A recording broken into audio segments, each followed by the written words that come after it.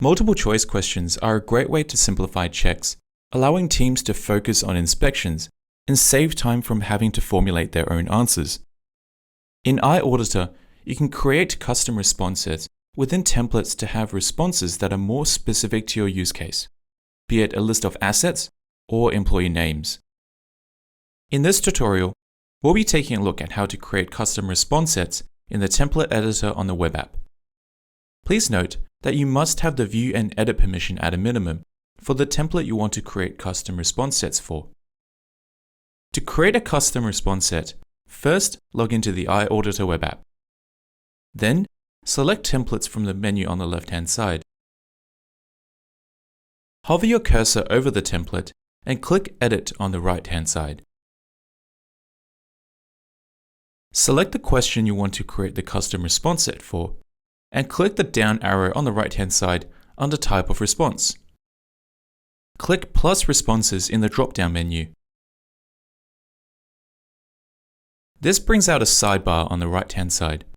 You can now add your responses. For each response, you have the option to adjust the response color by clicking the circle on the right-hand side. Mark the response as failed by checking the Mark as Failed box, and set the score value for the response. If you have a list of responses ready, you can copy and paste that list to add the responses in bulk. Once you're finished, click Save and Apply to create the custom response set. You can now use this custom response set across the template for multiple choice questions.